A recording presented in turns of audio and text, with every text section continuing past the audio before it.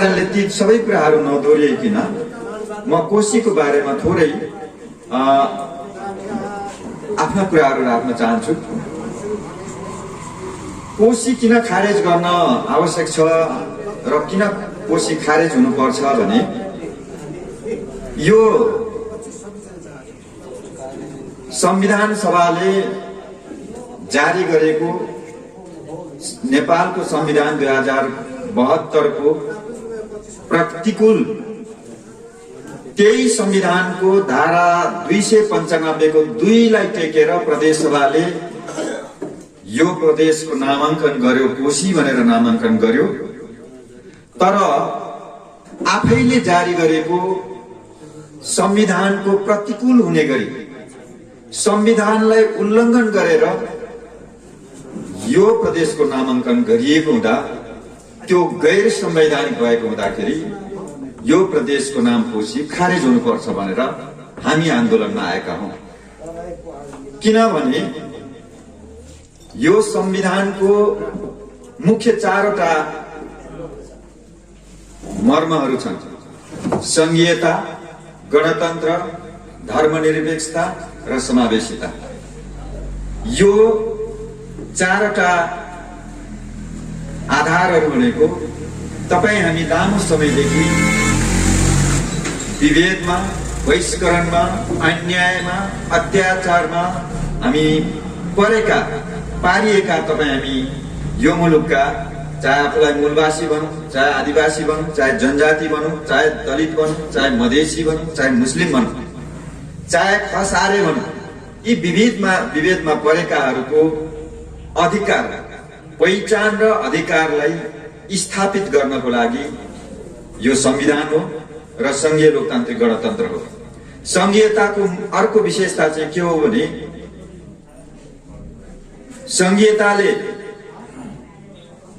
संघीयताले पहिचानलाई सम्बोधन गर्छ र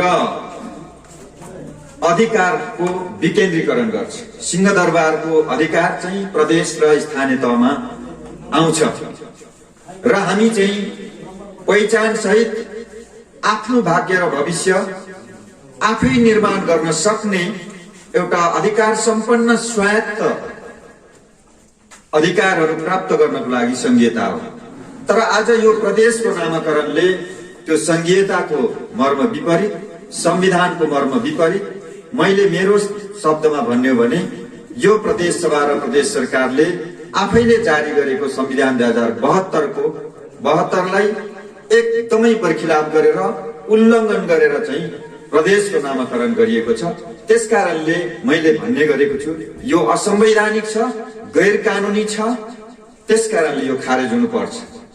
र यो संविधानले कोशी प्रदेश चिन्दैन।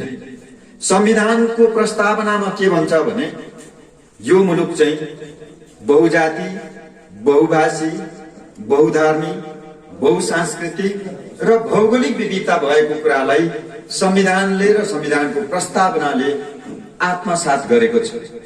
त्यसै गरिकन संविधानको धारा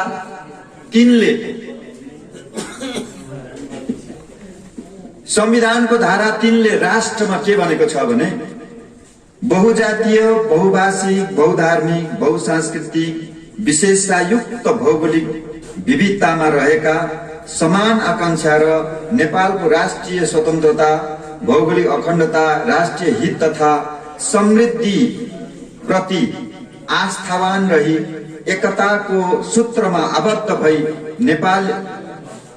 आबद्ध सबै नेपाली जनता समष्टिमा राष्ट्र हो भनेको छ। त्यसै कारणले हामी राष्ट्र हौं त बहुजाति, बहुभाषी, बहुधार्मिक, बहुसांस्कृतिक चाहिँ राष्ट्रहरू हुन्।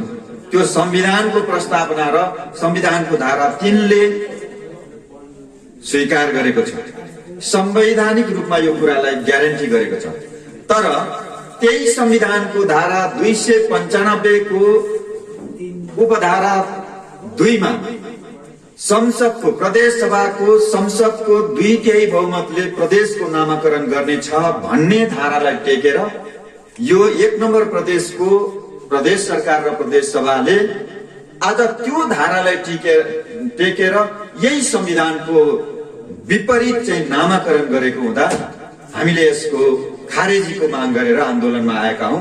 के कारणले यो खारेज हुनुपर्छ त भन्दाखेरि यो मुलुक बहुजाति बहुभाषी र बहुपहिचान भएको हुँदाखेरि यो प्रदेशको नाम चाहिँ एकल पहिचान र अत्यन्तै साम्प्रदायिक, एकल जातीय, एकल भाषा, एकल धर्म र एकल संस्कृति, एकल नस्लीय र एकल गोत्रीय नामाकरण गरेको हुँदाखेरि यो संविधानको पनि प्रतिकूल र यो प्रदेश नम्बर 1 मा बसोबास गर्ने प्रदेशवासी 46 लाख जनताहरूको भावना, पहिचान र अधिकार विपरीत भएकोले गर्दाखेरि यो खारेज हुनुपर्छ भनेर हामी यहाँ आन्दोलनमा उभिएका हौं। मैले यसको खारेजीको सवालमा म यति मात्रै भनेर अरू थोरै कुरा राख्ने अनुमति चाहन्छु। त यो अहिलेको सरकार यो प्रदेश नामाकरण गर्ने चाहिँ हाम्रो 1 नम्बर प्रदेशको सभासदहरू कुन कुन पार्टीका थिए भन्ने कुरा छ। 82 जना सांसदहरू जम्मा 4वटा पार्टीका हुनुहुन्छ। नेकपा एमाले, नेपाली कांग्रेस र नेकपा माओवादी अनि राप्रपाका यी 4वटा राजनीतिक दलका 82 सांसदले कोशी नाममा मतदान गरेर चाहिँ गैर संवैधानिक र नेपाली जनताको भावना विपरीत चाहिँ मतदान गरेको हुँदाखेरि अब यो चाहिँ खारेज हुनु पर्दछ।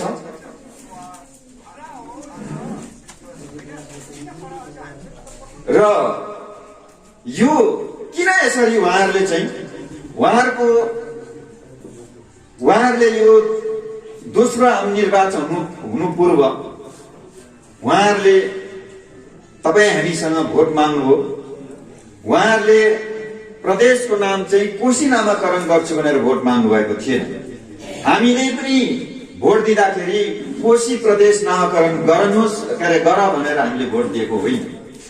नेकपा एमालेको चुनावी घोषणा पत्रमा प्रदेशको नाम चाहिँ बहुपहिचानमै आधारित हुनेछ र बहुपहिचानको नामाकरण हुनेछ भनेको छ।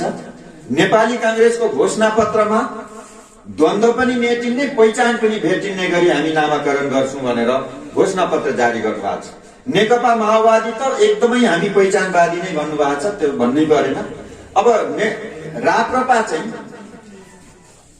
पहिचान विरोधी पनि हो, यो संविधानको विरोधी पनि हो र संघीयता विरोधी पनि हो। उसको घोषणा पत्र र उसको पार्टीको विचारधारामा के छ त भन्दाखेरि राजा सहितको यो चाहिँ संघीयता र प्रदेशहरू खारेज हुनुपर्छ र राजा सहितको हिन्दू राष्ट्र हुनुपर्छ, एकात्मक शासन प्रणाली हुनुपर्छ भन्ने भएको हुँदाखेरि तर त्यस्तो पार्टीले पनि चाहिँ यो कोशीको नामाङ्कन गर्ने कुरामा चाहिँ मतदान गर्यो। त्यसको अर्थ यिनीहरू किन यति साह्रै चाहिँ तपाईको यो नामाकरण गरेर उनीहरूले आफूलाई उभ्याए भन्ने कुरामा थोरै चर्चा गर्न चाहन्छु। यहाँ अलिकति पृष्ठभूमिमा आजभन्दा 2-3 वर्ष अगाडि म तपाईलाई यही मेचीको झापा जिल्लाको दमकमा 2टा घटना घटेको छ। एउटा त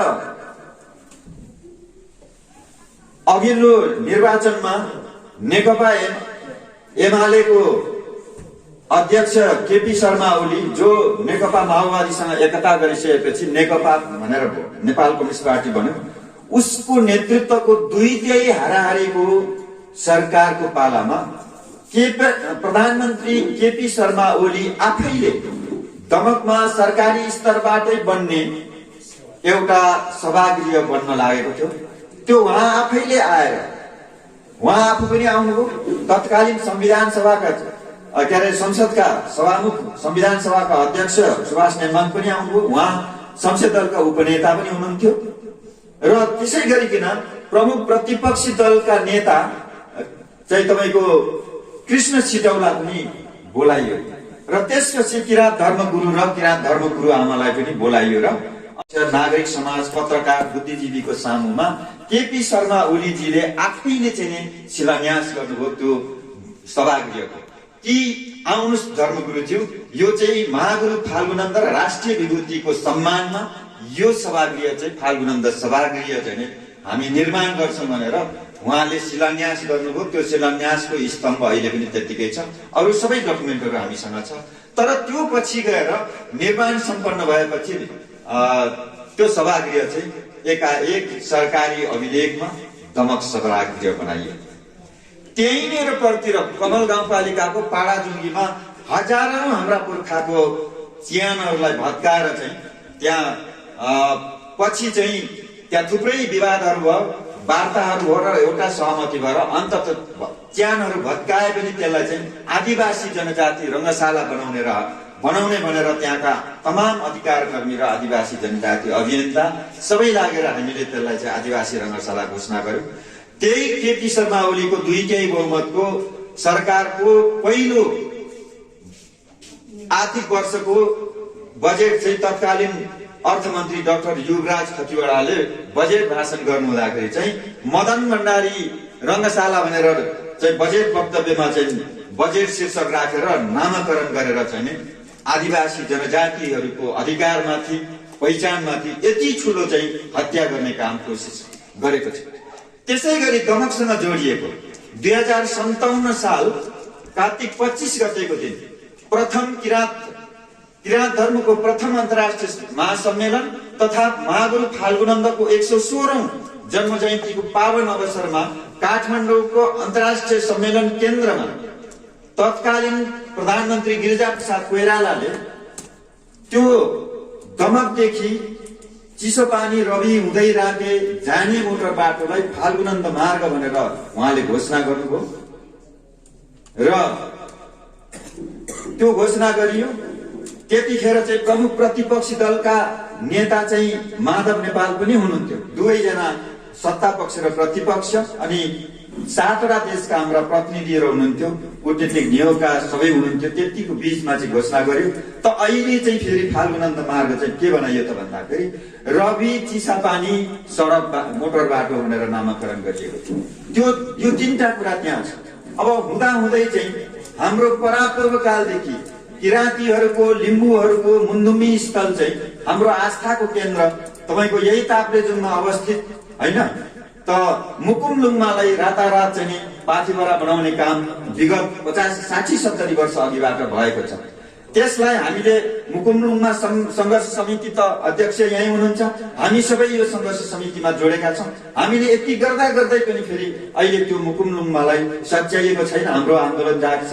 तर त्यति नै खेर फेरि अर्को कुरा के गर्यो त भन्दाखेरि तपाईको मुकुमलुङमालाई उता ओम्नी र चाहिँ तपाईको त्यो ललिता निवास ओम्नी काण्ड चाहिँ तपाईको त्यो विभिन्न काण्डहरू काठमाडौँ भएको काण्डहरू मध्ये त्यो काण्डहरू मध्येकै एउटा कम्पनीलाई चाहिँ विभिन्न किसिमले छलम नाम राखेर चाहिँ यहाँ केवल कार राख्ने भनेर चाहिँ गरियो। त मुकुमलुङमाको जुन किसिमको परापूर्व कालदेखि ऐतिहासिक पुरातात्विक महत्त्वको चाहिँ हाम्रो धुन्धुमी स्थल छ, त्यहाँ विभिन्न प्रजातिका चाहिँ रुख बिरुवाहरू छन्, दुर्लभ चाहिँ रुख बिरुवाहरू छन्। त्यो सबै कटान गरेर अन्ततः कौडीको दाममा चाहिँ एउटा कम्पनीलाई बेचेर यो सरकारले चाहिँ सत्तामा रहेकाहरूले मिलेर अरबौं रुपियाँ चाहिँ यहाँ घोटाला गरेर हाम्रो पहिचान अधिकार र मुन्दुमी स्थल आस्था र विश्वासको धरोहरहरू त्यसपछि चाहिँ यस्ता पुरातात्विक ऐतिहासिक महत्त्वका सबै धरोहरहरूलाई चाहिँ बेचेर खाने चाहिँ नियत गर्नुभएको छ। सँगसँगै मैले अघि सोधे हाम्रो कर्ण पालुमाजीलाई सोधे यो चाहिँ सुकेटार विमानस्थलको जुन जग्गा कसको त्यो त किपट हो, कुन यहाँका चाहिँ सुब्बाहरूले दिनुभयो भन्दाखेरि यहाँ मादेन र याङदेनहरूको त्यो किपोटहरू नै मैले त्यो मैले थाहा पाएको छु। उहाँहरूले त्यो दान गरेको ठाउँमा चाहिँ विमानस्थल निर्माण गरियो। यदि त्यसो गरिन्थ्यो भने उहाँहरूकै नाममा जस्तो खोटाङमा चाहिँ तपाईँको एकजना राईनी महिलाले चाहिँ जग्गा दान गर्नुभयो एयरपोर्टको लागि, उहाँकै नाममा त्यो एयरपोर्ट बनेको छ कामी डाँडामा। र त्यसै गरी यहाँ त्यस्ता चाहिँ जसको दुईजनाले चाहिँ त्यत्रो 3000 भन्दा बढी रोपनी चाहिँ किपोटहरू दान गर्नुभयो, उहाँको नाममा नामाकरण गरेको भए हुन्थ्यो। तथापि त्यो सुकेटार यहाँको मौलिक नाम सुकेटार विमानस्थल थियो। तर यही ताप्लेजुङबाट चाहिँ निर्वाचित पहिलो आम निर्वाचनमा निर्वाचित यहाँका सांसद योगेश भट्टराईजीले आफू त्यो तत्कालीन पर्यटन मन्त्रीको त्यो हेलिकप्टर दुर्घटनामा उहाँको मृत्यु भइसकेपछि उहाँ फेरि पर्यटन संस्कृति पर्यटन मन्त्री हुनुभयो। उहाँले रातारात यसलाई चाहिँ रविन्द्र अधिकारी चाहिँ विमानस्थल नामाकरण गर्ने हरकत देखाउनु। उहाँले पहिलोचोटि यहाँ सांसद हुँदा म त पुगेको छु 51 सालमा हप्ताङ्ग यात्रामा 35 दिनको चाहिँ पैदल यात्रा गर्दाखेरि म यहाँबाट हिँडेर चाहिँ तपाईँको हाम्रो टोली 22 सेनाको टोली 23 सेनाको टोली थियो। हामी तिम्बु वरकमा इङ्गुवा वरक पनि भन्छौँ हामी मुन्दुमी भाषामा, तर स्थानीय भाषामा तिम्बु पोखरी पनि भनिन्छ। तिङ्ल थाङ्बा वरक भनेर भनिन्छ तिम्बु वरक। त्यो तिम्बु वरक चाहिँ इङ्गुवा वरकलाई रातारात विष्णु पोखरी नामाकरण गरेर कथित चाहिँ सांसद क्षेत्र विकास कोषबाट बजेट नियोजन गरेर त्यहाँ कोही पूजा गर्न पुग्दैन, त्यहाँ कोही पुजारी बस्न सक्दैन। केवल सिजनको बेलामा हामी टुरिस्टको रूपमा एउटा यात्रीको रूपमा जाने ठाउँमा विष्णु मन्दिर पनि नामाकरण गरेर आज यहाँका मूलवासी भनौँ, आदिवासी भनौँ, रैथाने भनौँ, तपाईहरुको सम्पूर्ण यस्ता आस्था हाम्रो परापूर्व कालदेखि हाम्रा पुर्खाहरूले निर्माण गरेर परिपालन गरेर संरक्षण गरेर सम्वर्धन गरेर सदुपयोग गरेका यस्ता चाहिँ पुरातात्विक महत्त्वका ऐतिहासिक स्थानहरूलाई जबरजस्त हिन्दूकृत गर्ने काम उहाँले गर्नुभएको छ। त्यो हाम्रो पहिचान र अधिकारको हत्या गरिएको हो, यो मासिएको होइन। यो पीडा हामी कहिले पनि बिर्सिन चाहदैनौँ। आज हामीले यो फर्काउन सकेनौँ भने यो अबको 1000 वर्ष पछिको हाम्रो पुस्ताले भए पनि यो फिर्ता गर्नुपर्छ। यो आन्दोलन चाहिँ त्यहाँसम्म जाने पहिचान र अधिकारको आन्दोलन, हिजो राणा विरोधी आन्दोलन, 7 सालको आन्दोलन, 46 सालको आन्दोलन, 10 वर्ष जनयुद्ध र 62-63 को जनआन्दोलन होइन। यो आन्दोलन पहिचान र अधिकारको आन्दोलन हो। यो माटो र जातीय मुक्तिको आन्दोलन हो। त्यसकारणले यो नजिकिन्जेलसम्म हामी निरन्तर जान्छौँ। तर फेरि पनि सोदुङ वरकलाई पनि रामसार क्षेत्र घोषणा गरे यही ताप्लेजुङमा। त्यसैले गर्दाखेरि तपाईहरुले अस्ति एउटा ऐतिहासिक काम गर्नुभएको छ। तपाई ताप्लेजुङका सम्पूर्ण पहिचानवादी आन्दोलनकारी मित्रहरूलाई म धन्यवाद भन्न चाहन्छु। म मोरङ जिल्लाको संयुक्त संघर्ष समितिको संयोजक पनि हो र पहिचान सहित प्रदेश 1 को पुनर्नामाङ्कन अभियान समितिको म महासचिव पनि हो र संयुक्त संघर्ष समितिको पनि एक जिम्मेवार सदस्य भएको नाताले म तपाईहरु त्यो सबै निकायको तर्फबाट हार्दिक धन्यवाद भन्न चाहन्छु कि तपाईहरुले बसन्तपुरदेखि लिएर यहाँसम्मको यो जुन रोडलाई बाहुडाँगीदेखि लिएर चाहिँ तपाईको मकवानपुरसम्मको त्यो बाटो चाहिँ त मदन भण्डारी राजमार्ग चाहिँ नामाकरण गर्यो, तर यो चाहिँ नि तपाईको गुफा पोखरी हुँदै यहाँसम्म आउने पनि मदन भण्डारी रहेछ। तपाईहरुले काङ्सोरे बाजान चाहिँ मार्ग भनेर नामाकरण गर्नुभयो। म मोरङ जिल्लाको तर्फबाट संघर्ष समितिको तर्फबाट अभियान समितिको तर्फबाट सिङ्गो तपाईहरुलाई म सलाम भन्न चाहन्छु। पहिचान र अधिकारको आन्दोलन यस्तो हुन्छ। अब क्रमशः हाम्रा हिजो नामाकरण नाम बिगारिएका कुराहरू सबै सुधार्नु पर्छ। यो संघर्ष समितिको अबको बाँकी आन्दोलनका कामहरू त्यो हामी अघि हाम्रा डाक्टर साहबले भन्नुभयो चाहिँ 82 सांसदहरूको घर घरमा ढुङ्गा हान्ने। हामी ढुङ्गा मात्रै हान्दैनौँ, उहाँहरूको घरमा हामी सूचना नोटिस टाँस्छौँ तपाईलाई क्षेत्रमा प्रवेश निषेध भनेर। उहाँको घरमा हामी कालो झण्डा गाड्छौँ। उहाँको परिवारलाई हामी चाहिँ शान्तिपूर्वक मर्यादित ढङ्गले के भन्छौँ भने तपाईको श्रीमानले, तपाईको बुवाले, तपाईको गार्जेनले, तपाईको दाजुले, तपाईको भाइले, तपाईको छोराले आज हाम्रो पहिचान र अधिकार समाप्त गर्ने गरी हत्या गर्ने गरी यो पहिचानमा आधारित चाहिँ नामाकरण गर्नुपर्ने प्रदेशलाई कोशी नामाकरण गरेको हुँदा अब हाम्रो पहिचान र अधिकारको हत्या गर्ने हत्यारा तपाईको छोरा सांसदलाई हामी गद्दार घोषणा गर्छौं। हामी 82 सांसदलाई अब यो संघर्ष समितिको अब एउटा महत्त्वपूर्ण कार्यक्रम भनेको चाहिँ अब यिनीहरूलाई हामी जिल्लामा गद्दार घोषणा गर्दछौँ। यहाँ 4 गते मोरङमा गद्दार घोषणा गर्ने कार्यक्रम थियो, तर मैले यहाँ ताप्लेजुङमा आउनु पर्ने भएको हुँदाखेरि त्यो कार्यक्रम अलिक पर लगिएको छ। त्यसकारणले अब म आशा गर्दछु ताप्लेजुङका चाहिँ क्रान्तिकारी योद्धा साथीहरूले यहाँका सांसदहरूलाई चाहिँ गद्दार घोषणा गर्नुपर्छ। हामी पनि गद्दार घोषणा गर्छौं र म अस्ति वार्ता समितिमा पनि गएको थिएँ। यहीँका सांसद मन्त्री वार्ता संयोजक रहेको 3 सदस्यीय वार्ता समिति भएकोमा सरकारी वार्ता टोलीमा म यो सङ्घर्ष समितिको तर्फबाट वार्ता समितिमा पनि थिएँ र उहाँहरूसँग हामीले वार्तामा बसेका छौँ। त्यतिखेर पनि मैले भनेको थिएँ कि अब भनेको हामीले गद्दार घोषणा गरिसकेपछि के हुन्छ? सङ्घर्ष समितिमा हाम्रो छलफल भएको छ। अब यो गद्दार सांसदहरूको इतिहास लेख्नुपर्छ, अभिलेख तयार गर्ने काम हामी गर्छौँ। किनभने यो गद्दार चाहिँ आज ऊ एक्लै गद्दार हुँदैन। अब गद्दारको चाहिँ नि गद्दारको आमा पनि गद्दारको आमा हुन्छ, श्रीमती पनि गद्दारको श्रीमती हुन्छ, छोरा पनि गद्दारको छोरा हुन्छ, नाति पनाति पनि गद्दारको पनाति हुन्छ र उसको सम्धी बुहारी पनि चाहिँ नि गद्दारको बुहारी हुन्छ, सम्धी पनि गद्दारको चाहिँ नि सम्धी हुन्छ। यो इतिहास युग युगान्तरसम्म रहने गरी यो गद्दारहरूको हामी इतिहास लेख्दैछौँ। सङ्घर्ष समितिले यो कुरामा तपाईँहरूले पनि महत्त्वपूर्ण, तपाईँहरूको पनि जिम्मेवारी र दायित्व छ।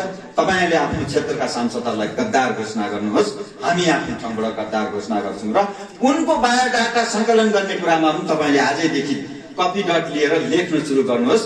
यो गद्दार आज मात्रै हुँदैन, अबको 5000 वर्षपछि पनि गद्दारहरूको इतिहास कायम हुन्छ। त्यसकारणले हामीले त्यो मानेमा गद्दार घोषणा गर्दैछौँ। अब त्यसकारणले सबैभन्दा ठुलो सजाय चाहिँ गद्दारको, हामीले उसको खुट्टा भाँचेर त्यो ठुलो सजाय हुँदैन। तर गद्दार भनेको चाहिँ 10,000 वर्षसम्म इतिहास रहने भएको हुँदाखेरि हामी यो गद्दार घोषणा गरेर सजाय दिन्छौँ। फेरि पनि किन हाम्रा प्रत्येक यस्ता थाथलोहरूको नाम चाहिँ परिवर्तन गरेर हिन्दूकृत गर्दैछ त? यति मात्रै होइन, तपाईँहरूलाई थाहा छ नि, तपाईँहरूलाई थाहा छ कि लुम्बिनीमा बुद्ध जन्म्यो आजभन्दा 2665 वर्ष अघि। भारतले अर्को कपिल वस्तु बनाएर लुम्बिनी चाहिँ भारतमा जन्मिरहेको छ भनेर लफडा गरिरहेको छ। त्यति नै फेरि हाम्रो केपी शर्मा ओलीले के भन्नुभयो त भन्दाखेरि राम त अयोध्यामा होइन, के अरे चितवनको ठोरीमा जन्मेको, त्यसकारणले यो चाहिँ ठोरीमा राम मन्दिर बनाऊ भनेर तुरन्तै राम मन्दिर बनायो।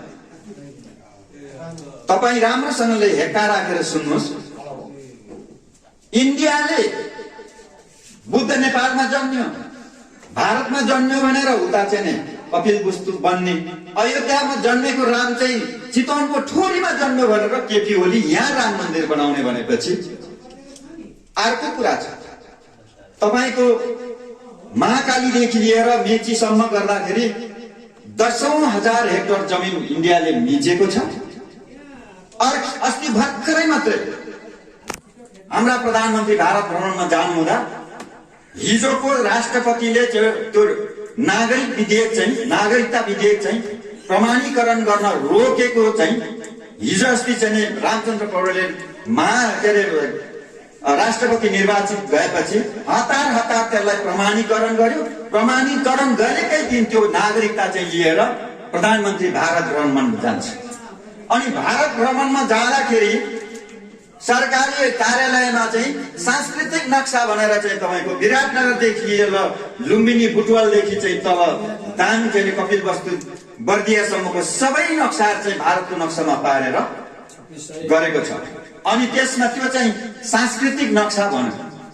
अर्को कुरो हाम्रो प्रधानमन्त्रीले के बोल्छन् त भन्दाखेरि बङ्गलादेशसम्म चाहिँ नि हामीलाई चाहिँ नि जलमार्ग र थलमार्ग चाहिँ नि हामीलाई निर्वाध रूपमा दिने हो भने लिपुलेख हामी दिन सक्छौँ भनेर बोल्छ। यो सबै कुराहरू राज्यले युज गरेका जति पनि यो क्रियाकलापहरू हेर्दाखेरि र संविधानको धारा 295 को लाई टेकेर यदि यो 2/3 को हवाला दिएर हामीले यो संघीय संसदमा, राष्ट्रिय सभामा, प्रदेश सभामा हामीले फेरि पनि यी मार्क्सवादी लेनिनवादी, जनताको बहुदलीय जनवादी, अनि प्रजातान्त्रिक समाजवादी, अनि माओवादी प्रचण्डपथ, अनि राजावादी हिन्दूवादीहरूलाई हामीले फेरि पनि मत दिउँ र उनीहरूको यस्तो किसिमको सुविधाजनक 2/3 बहुमत संघीय संसदमा र प्रदेश संसदमा रह्यो भने यिनीहरूले यो नेपाल पनि भारतको कुनै एउटा स्टेट भनेर नामाकरण गरेर जाने असीमित अधिकार चाहिँ यो संसद यो संविधानले दिएको छ। त्यसकारणले यो संविधानको चाहिँ नि अब अर्को कुरा चाहिँ यो संविधानको अर्को धारामा के भनिएको छ त भन्दाखेरि स्थानीय तहको संरचना गर्दाखेरि विशेष क्षेत्र, स्वायत्त क्षेत्र र संरक्षित क्षेत्रहरू बनाउनेछ, एउटा आयोग बनाउनेछ र त्यो आयोगले 6 महिनाभित्र चाहिँ निर्माण गर्नेछ। 1 वर्षसम्म त्यो आयोगको कार्यकाल हुनेछ र 6 महिनाभित्र यो कार्यान्वयनमा लगिने भन्ने चाहिँ आज संविधान जारी भएको कति वर्ष हो? 7 वर्ष हो, होइन? 7 वर्ष भइसक्यो, त्यो हामीलाई दिने अधिकार चाहिँ कार्यान्वयन गरेको छैन। तर संविधानमा व्यवस्था नभएको एउटा संविधानको धारा टेकेर आज के गर्दैछ त भन्दाखेरि बिस्तारै बिस्तारै बिस्तारै यी सबै फेयरिस्टलाई चाहिँ तपाईले बीचमा राखेर चिन्तन गर्नुस्। यिनीहरूले कुनै दिन बरु यो आदिवासी जनजातिहरू एकताबद्ध भएर आन्दोलन गरेर हाम्रो हातको सत्ता चाहिँ यिनीहरूको हातको सत्तामा जानु भन्दा चाहिँ बरु यो देशै इन्डियालाई दिनुपर्छ भन्ने किसिमको एउटा मानसिकता विकास भएर गएको छ। म तपाईलाई अर्को कुरा पनि याद दिनु, मसँग तपाईले धेरैवटा इन्फर्मेसन पनि राख्न सक्नुहुन्छ। आजभन्दा ठिक 2 वर्ष अघि अहिलेकै सत्तारूढ दलका सर्वोच्च नेताको एउटा सरकारी राष्ट्रिय स्तरको चाहिँ टेलिभिजनले अन्तर्वार्ता लियो। तपाईहरू यो मुलुकलाई फिजीकरणको दिशामा लाँदै हुनुहुन्छ भनेर पत्रकारले सोद्धाखेरि त्यो शीर्ष नेताले अहिले पनि सत्तामै हुनुहुन्छ, के जवाब दिनु? निर्धक मुक्त कण्ठले के जवाब दिनुभयो भने नेपाल अलरेडी अस्ति नै फिजीकरण भइसकेको छ भनेर भन्नुभएको छ। मसँग त्यो मैले स्क्रिनसट गरेर राखेको छु, तपाईँलाई चाहिन्छ भने म पठाइदिन सक्छु। होइन, तपाईँले सर्च गर्नुपर्ने त्यो टेलिभिजनलाई सर्च गर्नुहोस्, त्यो अन्तर्वार्ता भेट्नुहुन्छ। भनेपछि तपाईँलाई फिजीकरणको बारेमा फिजीको कुरा त मैले पढाउनु पर्दैन होला। फिजीकरण अलरेडी यो नेपाल भइसकेको भए अब बाँकी के रह्यो? सिक्किमीकरण। त्यस कारणले सिक्किममा संसदले पारित गरेर चाहिँ तपाईँको इन्डियामा विलय गरेको इतिहास छ। त्यस कारणले हाम्रो मुलुक फिजीकरण त भइसकेको छ, सत्तामा बसेकै नेताको भनाइमा फिजीकरण भइसकेको छ भने अब मात्र सिक्किमीकरण हुन बाँकी छ। र अहिलेको यो राज्यको क्रियाकलाप र हामी प्रति गरेको विभेद र अन्याय अत्याचार र संविधान टेकेर संविधानकै विरुद्ध लागिराखेको यी सबै घटनाक्रमले के देखाउँछ त भन्दाखेरि मुलुक चाँडै अब चाहिँ सिक्किमीकरणको दिशामा जाँदैछ। अब त्यसबाट रोक्ने, भारतले मिचेको जमिन फिर्ता ल्याउने र यो मुलुकलाई यो माटोलाई बचाउने र यसलाई चाहिँ फर्काउने र हिजो हाम्रा गुमेका जति पनि नामहरू छन्, पहिचानहरू छन्, अधिकारहरू त्यसलाई फिर्ता ल्याउने र यो सिङ्गो मुलुकलाई चाहिँ मुलुकको सार्वभौमिकता, भौगोलिक अखण्डता, स्वाधीनता र स्वाभिमानतालाई चाहिँ बचाउने कोही छ यो मुलुकमा, यो मुलुकमा शक्ति छ भने त्यो तपाईँ हामी नै हो,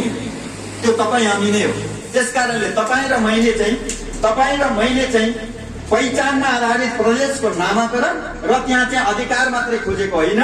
तपाईँ र मेरो जिम्मेवारी, के अरे तपाईँको र मेरो काँधमा चाहिँ अहिलेको समयले युगले सुम्पेको जिम्मेवारी चाहिँ दायित्व चाहिँ यो मुलुकको सार्वभौमिकता, राष्ट्रिय के अरे भौगोलिक अखण्डता र स्वाधीनता, राष्ट्रियता र स्वाधीनता र स्वाभिमानलाई समेत अक्षुण्ण राख्ने, यो भूगोललाई, माटोलाई समेत बचाउने काम चाहिँ हाम्रो जिम्मेवारीमा आएको हुँदाखेरि यो आन्दोलन 1 नम्बर प्रदेशमा मात्रै होइन, हामीले यो आन्दोलनलाई विस्तार गर्नको लागि अस्ति मात्रै हामी काठमाडौँमा कुमार लिङ्गदेनजी पनि हुनुहुन्थ्यो, जसपाका नेताहरू हुनुहुन्थ्यो, सबै घटकका साथीहरू नेताहरूसँग हामीले 2टा मिटिङ सम्पन्न गरेका छौँ कि एउटा चाहिँ पवित्रमान साक्य नेवा देदोबुका के अरे केन्द्रीय अध्यक्ष पवित्रमान साक्यको नेतृत्वमा त्यहाँ सयौं गुठीहरू रहेछ, त्यो गुठीहरूको भेला हो, त्यहाँ हामीले सम्बोधन गरेका छौँ कि प्रदेश नम्बर 1 को तपाईको नलेज सेयरिङ गर्नुहोस् भनेर हामीले यहाँको कसरी आन्दोलन उठेको छ, पहिचान के हो, अधिकार के हो र यो आन्दोलन कहाँ पुगेर टुङ्गिन्छ र के प्राप्ति हुन्छ भन्ने कुरा हामीले उहाँहरूलाई सेयरिङ गरिसकेपछि अब हामी नेवा तामसालिङको आन्दोलन पनि अब उठाउँछौँ भनेर उहाँहरूले कमिटी गठन गर्नुभएको छ। र तर उहाँहरूको एउटा के समस्या रहेछ भने सयौं त्यहाँ गुठीहरू छ, त्यो गुठीले चाहिँ निर्णय नगरिकन आन्दोलन अगाडि नआउँदो रहेछ। जस्तै गुरुङहरूको नाल सभा भन्ने हुन्छ, त अब गुठीहरूले निर्णय गरिसकेपछि र त्यहाँका तामाङ सालिङका पहिचान भएका तामाङ समुदायका हाम्रा दाजुभाइहरू उहाँहरू संयुक्त रूपमा अब नेवा तामाङ सालिङको आन्दोलनको तयारी गर्दै हुनुहुन्छ। त्यसै गरी काठमाडौँमै तपाईँको चाहिँ तमुवान मगरातको चाहिँ आन्दोलनको लागि त्यहाँ कमिटी गठन भयो र त्यहाँ त्यही दिन चाहिँ 2टा समितिहरू घोषणा गर्नुभयो। एउटा समितिमा शङ्कर लिम्बू लगायतका अरू 2-3 जना विज्ञहरू जानुभयो र यता नेवा तामसालीको उसमा चाहिँ हामी बस्यौँ र त्यसरी एकसाथ तयार हुँदैछ। र पछिल्लो समय चाहिँ तपाईँको सुदूरपश्चिम प्रदेश भनिएको छ, जसलाई हिजो 7 नम्बर प्रदेश भनियो। हामीले चाहेको त त्यो खसान प्रदेश होस् भन्ने चाहेका थियौँ, तर कर्णाली बनायो होइन, सुदूरपश्चिम बनायो। अब अहिले त्यहाँ पनि चाहिँ तपाईँको थरुहट बनेर चाहिँ नागरिक उन्मुक्ति पार्टीले प्रस्ताव गरिसकेको छ। अब सुदूरपश्चिममा पनि थप्तर चाहिँ थरुहटको आन्दोलन उठ्दैछ। अब चाहिँ तपाईँको तमुवान मगरातको आन्दोलन उठ्दैछ र नेवा तामसालीको आन्दोलन उठ्दैछ। मधेसले चाहिँ आन्दोलन गरेर चाहिँ तपाईँको प्रदेशको नामाकरण प्राप्त गरिसकेको छ पहिचानमा आधारित होइन। त्यसकारणले अब हामी एक्लै छैनौँ। अब यो 1 नम्बर प्रदेशको आन्दोलनले चाहिँ सिङ्गु मेचीदेखि महाकालीसम्म 7 प्रदेशको आन्दोलनको नेतृत्व गर्ने भएको हुँदाखेरि हामी मानसिक रूपले, शारीरिक रूपले, बौद्धिक रूपले अझ बढी मेहनत गर्नुपर्ने कुरा यहाँ हाम्रो काममा जिम्मेवारी छ। त्यसकारणले त्यसको लागि तपाईँहरू अझ तयारी रहनुहोस् भन्ने मेरो आग्रह छ। र म मोरङको पनि संयोजक भएको हुँदाखेरि तपाईँहरूले अस्ति चाहिँ 501 जनाको चाहिँ पहिचानको लागि युवा दस्ता तयार गर्नुभयो। संयोगवश अस्ति वार्तामा म पनि गएको थिएँ, तिलप्रसाद मेन्याङ, तिलकुमार मेन्याङको जो वार्ताका संयोजक पनि हुनुहुन्थ्यो। हामीले उहाँसँग डायलग गर्दाखेरि तपाईँले संविधानको विरुद्ध तपाईँहरू जानुभयो, तपाईँले संविधान नागेर चाहिँ बाहिर जानु भएर नामाकरण गर्नुभएको छ। हामी यो संविधानको पहरेदार हो, यो संविधानको रक्षा हो, हामी यो संविधानको पक्षमा हुँदैन। हामी राजावादीसँग हाम्रो सहकार्य हुँदैन, पहिचान विरोधीसँग, संहिता विरोधीसँग हाम्रो सहकार्य हुँदैन। र तपाईँहरू चाहिँ जो सत्तामा हुनुहुन्छ तपाईँहरू पनि पहिचान विरोधी मात्रै होइन, तपाईँ संविधान विरोधी पनि हुनुभयो। त्यसकारणले संविधानको ट्र्याकभित्र आएर यो प्रदेशलाई खारेज गरेर सच्याउँ, त्यसपछि मात्रै हामी वार्तामा आउँछौँ। अन्यथा कि अब दोस्रो वार्ता गर्नु पर्यो भने तपाईँले कोसी खारेज गर्नुहोस्, त्यस पछाडि वार्तामा बोलाउनुहोस्, कि होइन भनेदेखि तपाईँले चाहिँ कि अब संविधानभित्र आएर चाहिँ यो कोसी खारेजीको प्रक्रिया अगाडि बढाउनुहोस्, अन्यथा हामी आन्दोलन रोक्दैनौँ भनेर चाहिँ वार्ता गरेका थियौँ। त्यसकारणले हामीले यही संविधान राखेर उहाँसँग डायलग गरिसकेपछि अन्ततः उहाँहरूले चाहिँ अरू कुनै खेल भएको मतलब उहाँ हारे भन्नुहुन्थ्यो होला, तर उहाँहरूले चाहिँ हार्नु डायलगमा हारिसकेपछि अन्तमा हाम्रो बेइज्जत पनि गर्नुभएको छ। उहाँहरूले के भन्नुभयो भने उहाँहरू चाहिँ ताप्लेजुङ्गे लिम्बू रहेछ, उहाँ चाहिँ झापाली कुमाई लिम्बू रहेछ भनेर बदनाम गरेको छ। अन्ततः तर्कमा नसकेपछि बदनाम गरेको छ, तर हामी त्यसको बदला लिन्छौँ। किनभने उहाँहरूको चाहिँ अब हामीले के भनेका छौँ भने अब तपाईँ हामीसँग एउटा अर्को अधिकार छ, यो मुलुकलाई बचाउने, प्रदेश नामाकरण गर्ने, हाम्रो पहिचानमा आधारित अधिकार चाहिँ स्वायत्तता, विशेष क्षेत्र, संरक्षित क्षेत्रहरू निर्माण गर्ने हामीसँग यही संविधान टेकेर, यही संविधानमा टेकेर र यो सरकारले अन्तर्राष्ट्रिय सन्धिहरू 4वटा गरेको छ। एउटा चाहिँ अन्तर्राष्ट्रिय श्रम संगठन श्रम संगठनको अभिसन्धि 169, एउटा युएनजी, एउटा चाहिँ सीट भन्ने छ, एउटा चाहिँ सर्ट भन्ने छ। त्यो नस्ल विरोधी चाहिँ जुन नस्ल विरुद्धको सन्धि, त्यो 4वटा सन्धि र अहिलेको संविधान भित्रै रहेर शान्तिपूर्ण आन्दोलनकै माध्यमबाट हामी चाहिँ के गर्छौँ त भन्दाखेरि अब यो 1 नम्बर प्रदेशको 14 जिल्ला भन्दा पर अन्त कतै पनि थाकथलो नभएका हामी आदिवासीहरू छौँ। ती सबैसँग हामी अब चाहिँ छलफल अगाडि बढाइसकेका छौँ। म तपाईँलाई अर्को सुखद कुरा पनि म अहिले सुनाउँछु, किनभने म यो आन्दोलनको एउटा जिम्मेवार सदस्य भएकोले गर्दा धेरैतिर हामीले कामहरू अगाडि बढाएका छौँ। त म अर्को कुरा के पनि भन्न चाहन्छु भने हामी ती सम्पूर्ण आदिवासीहरूसँग छलफल गर्छौँ। उहाँको टेरिटोरी के हो, कुन क्षेत्र हो, उहाँको ऐतिहासिक थाकथलो कुन हो, त्यो टेरिटोरी तिम्रो चाहिँ यहाँ हो भनेर हामीले तोक्ने होइन। उहाँ आफैले मेरो ऐतिहासिक थाकथलो भूगोल यो हो, क्षेत्र यो हो, यो चाहिँ मेरो पहिचान र अधिकारमा आधारित स्वायत्त क्षेत्र यो हुनुपर्छ भनेर उहाँले दाबी गर्छ। जस्तै थारूले, हिमालले, राजवंशीले, छन्थालले, तपाईँको चाहिँ गनगाईले, अनि त्यहाँदेखि लिएर चाहिँ तपाईँको तल झापामा अझ चाहिँ कोचे छ, मेचे छ, राजवंशी छ। त्यसपछि चाहिँ तपाईँको अल्पसंख्यक झापाको चाहिँ मेची नगरमा खडिया र मुन्डा पनि छ। ती सम्पूर्ण आदिवासीहरू यता चाहिँ तपाईँको मेवाङ, याम्फू, लोहोरुङ, त्यहाँदेखि लिएर तपाईँको चाहिँ शेर्पा, तोप्केगोला चाहिँ सबै गरेर यता चाहिँ तपाईँको के भन्छ लेप्चा, आठवरिया लगायतका सम्पूर्ण यो भूगोलभित्रका यस्ता रैखाने आदिवासीहरूको हामी छलफल गरिसकेपछि आफ्नो टेरिटोरी क्लियर गरिसकेपछि अनि हामी अन्तिममा गोलमेज सम्मेलन गर्छौँ। गोलमेज सम्मेलन गर्छौँ। हामी विराटनगरको त्यो हिक्मत कार्कीको उद्धव थापाको त्यो प्रदेश सभा हामी आफैले कब्जा गरेर त्यहाँ हामी यहाँका रैथाने स्टेक होल्डरहरूको आदिवासीहरूको चाहिँ हामी चाहिँ गोलमेज सम्मेलन गरेर यो प्रदेश नम्बर 1 को आदिवासीहरूको चाहिँ नि स्वायत्तता संरक्षित र विशेष क्षेत्रको राजनीतिक खाका शासकीय स्वरूप चाहिँ हामी त्यहाँ पारित गर्छौँ। यही संविधान टेकेर पारित गर्छौँ। हामी कुनै त्यस्तो आतंकवादी र अराजक गैर संवैधानिक गर्दैनौँ। हामी यही संविधानमा भएको व्यवस्थालाई टेकेर त्यो प्रदेश सभामा हामी गोलमेज सम्मेलन गर्छौँ र हामी हाम्रो प्रदेशको शासकीय स्वरूप घोषणा गर्छौँ, स्वायत्त क्षेत्र संरक्षित र विशेष क्षेत्रहरू घोषणा गर्छौँ र प्रदेशको नाम पनि हामी नामकरण गरेर हामी सत्ता कब्जा गर्छौँ। त्यो अब गर्न हामीले नै गर्ने हो र अब एउटा मात्रै त्यो काम बाँकी छ। हामीले यो 200 वर्षदेखि 250 वर्षदेखि लगातार हार्यो। राणा आउँदा पनि हार्यो, शाह आउँदा पनि हार्यो, बौद्धल आउँदा पनि हार्यो, गणतन्त्र आउँदा पनि हार्यो। तर नेपालको राजनीतिक क्रान्तिमा आन्दोलनमा कुनै पनि क्रान्ति र परिवर्तनमा तपाईँ हाम्रो पुर्खाहरूको रगत पसिना गएको छ। चाहे बाजाङ आङवाङको कुरा गर्नुहोस्, कान्छोरेको कुरा गर्नुहोस्, रामप्रसाद राईको कुरा गर्नुहोस्, नारायण थुलुङको कुरा गर्नुहोस्, होइन, अनेकौं यस्ता योद्धाहरूले रगत पसिना रगत दिएको छ यो माटोमा। हामीले पनि रगत दिएका छौँ। लिम्बुवान आन्दोलनमा 3-4 जना भाइहरू शहादत प्राप्त गर्नुभएको छ। यो प्रदेश नम्बर 1 को कुर्सीको खारेज र पुनर्नामाङ्कनको आन्दोलनमा पनि पदम लिम्बु लाजेहाङले शहादत प्राप्त गर्नुभएको छ। हामी उहाँको रगतलाई एक इन्च पनि खेर जान दिँदैनौँ र अघि मैले भने जस्तो अब गोलमेज सम्मेलनद्वारा चाहिँ शासकीय स्वरूप र प्रदेशको नामाङ्कन गरेर हामी आफ्नो शासन आफै गर्छौँ।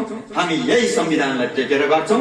यही सरकारले गरेको अन्तर्राष्ट्रिय सन्धिहरूलाई धारालाई टेकेर गर्छौँ र हामी भन्छौँ चाहे त्यो हिक्मतको होस् चाहे उद्धव थापाको होस्, तिम्रो सरकार र तिम्रो प्रदेश सभा चाहिँ सिंहदरबारमा लैजाऊ।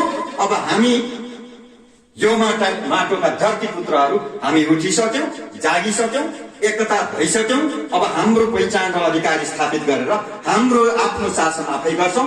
यो भूमिको रक्षा, यो मुलुकको यो राष्ट्रियता, यसको सार्वभौमसत्ता र भौगोलिक अखण्डता र स्वायत्तता र स्वाधीनता स्वाभिमानको रक्षा अब हामी गर्छौँ र यो संविधानको रक्षा पनि हामी गर्छौँ भनेर हामीले उद्घोष गरेका छौँ। त्यसकारणले यो आन्दोलन चाहिँ हिजोको आन्दोलनभन्दा धेरै फरक छ। यो माटोको मुक्तिको आन्दोलन पनि हो। त्यसकारणले यो कुनै 10 वर्ष जनयुद्ध जस्तो होइन, यो 62-63 को जस्तो पनि होइन, राणा विरोधी जस्तो पनि होइन। यो आन्दोलन कहिलेसम्म जान्छ भन्ने धेरैको जिज्ञासा हो।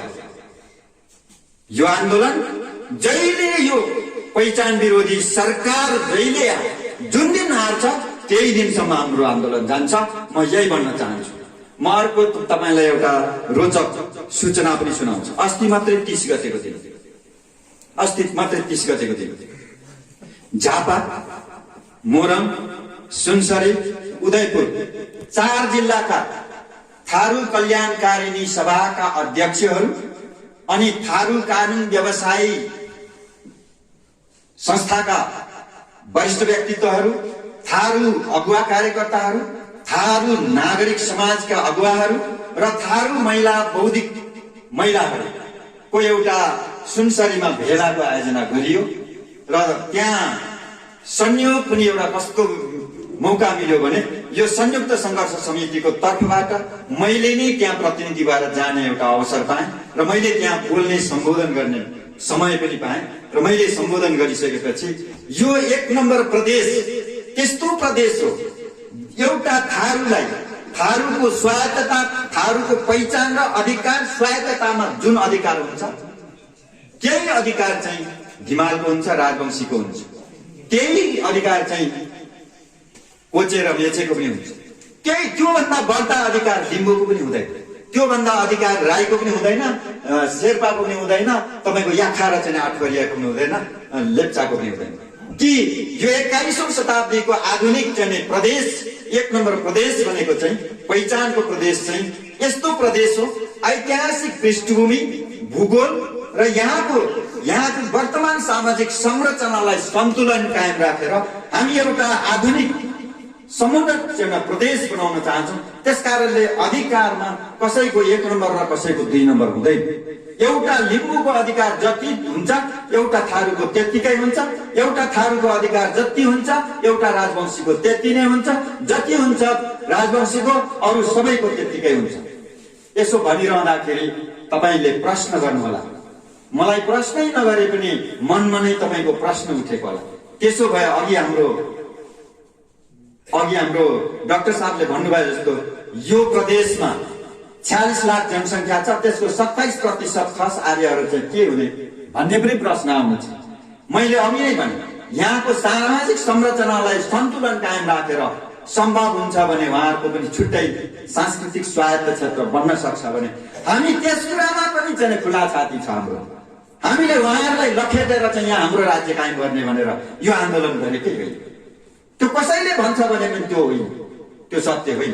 त्यसकारणले हामीले यहाँको समाजलाई एउटा सन्तुलित बनाएर सबैले बराबर राज्यको सेवा र सुविधा सबैले उपभोग गरेर अघि डाक्टर साहबले भन्नुभयो जस्तो मानव संसाधनको विकास गर्ने, शिक्षा, स्वास्थ्य, धार्मिक, सांस्कृतिक होइन भाषिक सम्पूर्ण कुरामा चाहिँ नागरिकहरूलाई चाहिँ एउटा समृद्ध सम्पन्न बनाएर देशलाई चाहिँ एउटा समुन्नतिको बाटोमा लैजाने। केपी शर्मा ओलीले आजभन्दा 2-3 वर्ष अगाडि घोषणा गर्नुभयो समृद्ध नेपाल सुखी नेपाल। हाम्रा कमेडियनहरूले कमेडीमा भन्नु पनि भयो नि त, समृद्ध नेता दुखी नेपाली भनेर व्याख्या गर्नुभएको थियो। आज त्यही भइरहेको छ।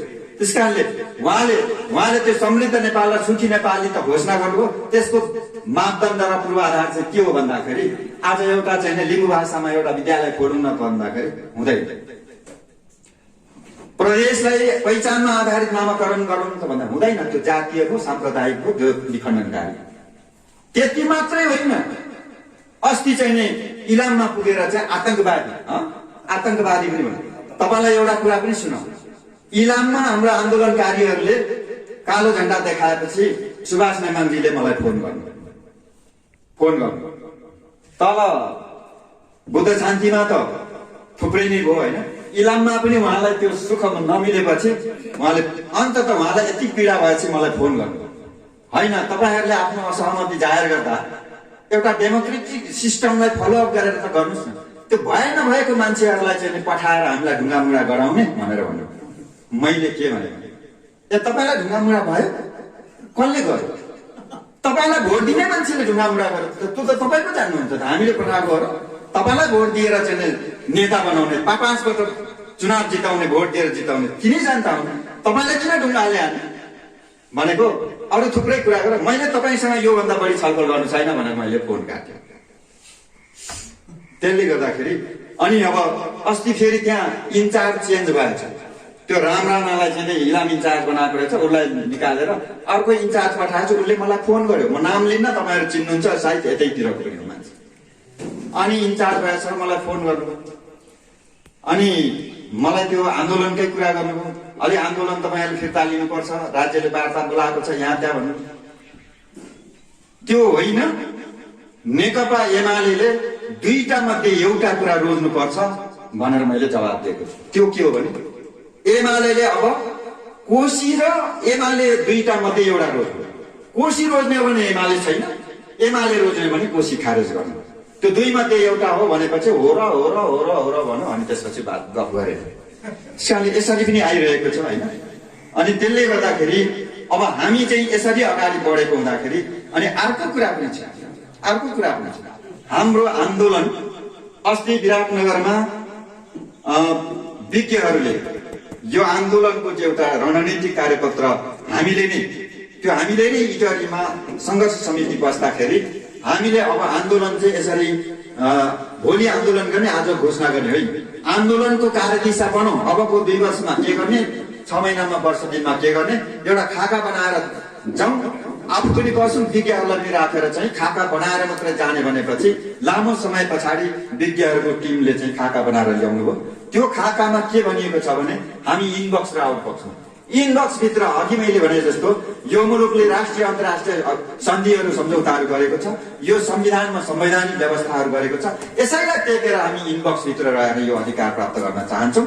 यदि कथाले मागेर हामीले के भनेका छौँ भने हिक्मत कार्की, उद्धव थापा, तपाईहरू चाहिँ संविधान मागेर जानुभएको छ, तपाईहरू संविधानको दायराभित्र आउनुहोस् र यो कोशी खारेज गरेर हाम्रो सहमतिमा के हुन्छ नामाकरण गरौँ, सबै मिलेर चाहिँ शासन गरौँ, शान्ति समृद्धि स्थापना गरौँ। यदि तपाईहरू संविधानको दायराभित्र नआउने र हामीलाई जबरजस्ती संविधानभन्दा बाहिर राख्ने कोसिस गर्नुभयो भने र हामीले बाहिर संविधानभन्दा बाहिर तपाईले जबरजस्ती गरेर हामीलाई संविधानभन्दा बाहिर जानुपर्ने अवस्था सिर्जना गर्नुभयो भने कि तपाईँ हुँदैन कि हामी हुँदैन।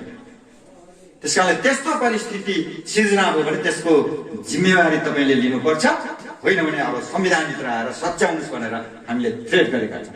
त्यसले गर्दाखेरि हामी त्यहाँ इलाम पुगेपछि केपी ओलीले के भन्यो भनेदेखि यी आतंकवादीहरू ढुङ्गामुढा गर्ने, आतंकवादी घोषणा गर्ने हैसियत यो सरकारसँग छैन। म आज खुलस्त मुक्त कण्ठले भन्न सक्छु, तपाईँ हामीलाई यो संविधान भित्रै रहेर पहिचान र अधिकारको लडाई लडिरहँदा यो सरकारले हामीलाई आतंकवादी घोषणा गर्ने हैसियत राख्दैन। त्यसमा एक रति तपाईँहरू नडराउनुहोस्। हामी आतंकवादी होइन, हामी संविधान पक्षधर, हामी शान्तिवादी हौँ र हामी वैधानिक सङ्घर्षकै माध्यमबाट यो अधिकार प्राप्त गर्न चाहन्छौँ। अब यदि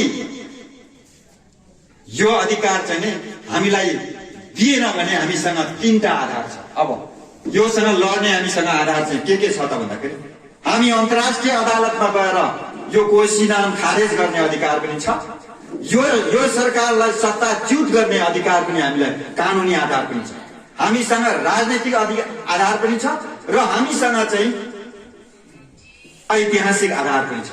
तीनटै आधार छ, राजनीतिक आधार पनि छ, ऐतिहासिक आधार पनि छ र कानुनी आधार पनि छ। तीनटा आधार लिएर हामी लडेको हुँदाखेरि योसँग बन्दुक हतियार उठाउनु पर्दैन क्या। यो सरकारलाई सत्ताच्युत गरेर हाम्रो सत्ता स्थापित गर्नको लागि, यो माटोको यो देशको रक्षा गर्नको लागि हामीले बन्दुक उठाउनु पर्दैन, हामीले ढुङ्गा हान्नु पनि पर्दैन। नकुट्ने लाठी, अस्ति ताप्लेजुङमा तपाईँले 500 वटा लाठी उठाउनु भयो, हामी एक भयौँ। तपाईँ जस्तो अराष्ट्रिय असंवैधानिक सरकारलाई हटाएर अब हामी यो राष्ट्रवादी नेपाली जनताहरूको, आदिवासी जनताहरूको राज्य सत्ता स्थापित गरेर यसको चाहिँ शान्ति स्थापना गरेर, एउटा दिगो शान्ति स्थापना गरेर, राजनीतिक स्थायित्व स्थापना गरेर यो मुलुकलाई अब समृद्धिको बाटोमा अगाडि बढाउनको लागि हामी एक भइसक्यौँ। मुठी मात्रै उठाए पनि हुन्छ, लाठी मात्रै उठाए पनि हुन्छ, बन्दुकको कल्पना नगरे हुन्छ। बन्दुक चाहिँदैन यसलाई हराउन। किन चाहिँदैन त भन्दाखेरि नेपाल प्रहरी, सशस्त्र प्रहरी, नेपाली सेनामा पनि हाम्रै छोरा भतिजाहरू छन्, हाम्रै नाति भतिजाहरू छन्, त्यहाँ पनि पहिचानवादीहरू छन्। भोलि यो हामी माथि राज्य आतंक मचाएर हामी माथि चाहिँ नि दमन गर्ने नीति लियो भने हामीले बन्दुक उठाउनु पर्दैन, बन्दुक त्यही भित्रबाट उठ्छ र त्यही भित्र पड्किन्छ। त्यसकारणले तपाईँ र मैले डराउनु पर्ने कुरा छैन।